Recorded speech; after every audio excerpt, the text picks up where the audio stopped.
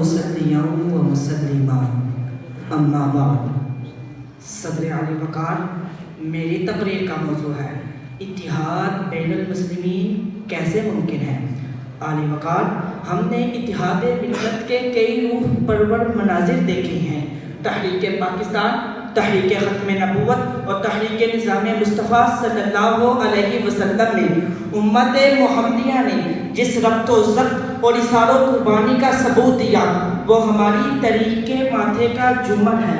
مگر افسوس صد افسوس کہ جو ہی مقصد نگاہوں سے اوجھل ہوا ہم مناظرہ و مقابلہ کی دلدل میں پھنس کر رہ گئے۔ آج جب ہر طرف سے امت مسلمہ معنی دین اسلام کے نرگے میں ہے اور دین عرب مسلمان بھی بے اثر دکھائی دے رہے ہیں تو ملت کے دردمند طبقات نے اتحاد کی دعوت پھر سے دینا شروع کر دی، کیونکہ یہی دعوت ہادی امت صلی اللہ علیہ وسلم نے آ کر دی کہ وَاعْتَصِمُوا بِحَبْلِ اللَّهِ جَمِيعًا وَلَا تَفَرَّقُوا، اور کہیں حکم نمبر جاری ہوا إِنَّمَا الْمُؤْمِنُونَ إِخْوَةٌ، اور کہیں فرمایا الْمُؤْمِنُ لِلْمُؤْمِنِ كَالْبُنْيَانِ يَشُدُّ بَعْضُهُ بَعْضًا۔ اسی کو حکیم الامت قلندر لاہوری نے بیان فرمایا،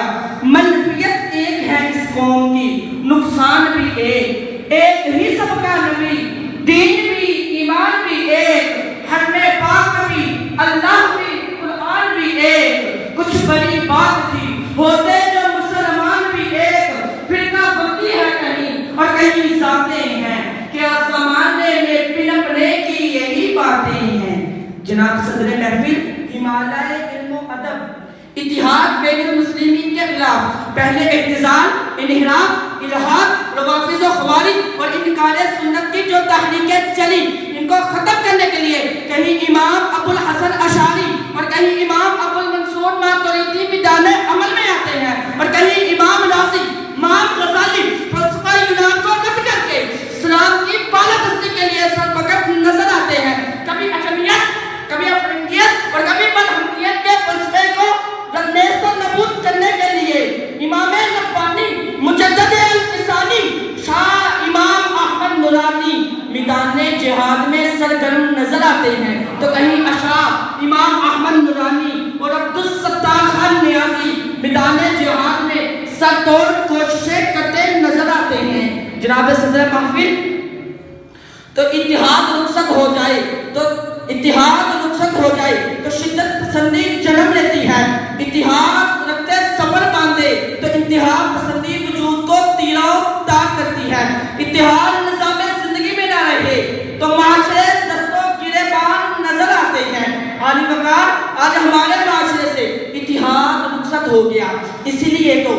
فرقہ بندی کے افریت زہر کھا رہے ہیں، نظریات و کلام میں شدت، بیان و تصنیف میں شدت، قومی، لسانی، مذہبی، مسلکی، سیاسی شدت پسندی کے سوانے روح ہیں کہ جن کی بھاس ہر سانس میں جاری ہے۔ علی وقار، شومی قسمت کہ جن کا گھر گلہائے رنگ سے مزین تھا آج ان کا آنگن فرقہ واریت سے ویران ہے۔ مسلکی تنافر، افضلیت و اولویت کی مباحث پر کافر کی یلغار ہے۔ علاقائی شدت پسندی کہ سندھ دیش، بلوچستان چاک، پنجابی چاک اور عظیم بلوچستان کے نعرے شدتوں کے سلخلاق رقم کر رہے ہیں جس سے رحمت رویے زحمت کی جار چنگار پڑے اور مسلکوں کی نہ ختم ہونے والی جنگ کافر کی قطار بقول شاعر مشرق واحد قوم کی وہ پختہ خیالی نہ رہی بلکہ تباہی نہ رہی، شعلہ مقالی نہ رہی، رہ گئی رسم ازاں روح پلالی نہ رہی، فلسفہ رہ گیا تلقین غزالی نہ رہی۔ جناب صدر محفل، تو پھر یہ بے اعتدالیاں کیسے ختم ہو، اتحاد بین المسلمین کیسے ممکن ہو، یہ فرقہ واریت کے افریت رکھتے سفر کیسے باندھے۔ جناب صدر، جی ہاں علی وقار، صرف اور صرف شعور کی آمیاری سے، فکر و نظر کی تنومندی سے، لحاظ حدود سے، فروعی مسائل کی بجائے اصولی دعوت سے اور معاشرے کے معتدل افراد کی اقتداء کرنے سے۔ کیوں؟ کیونکہ کورس تو لفظ ہی سکھاتے ہیں، آدمی بناتے ہیں۔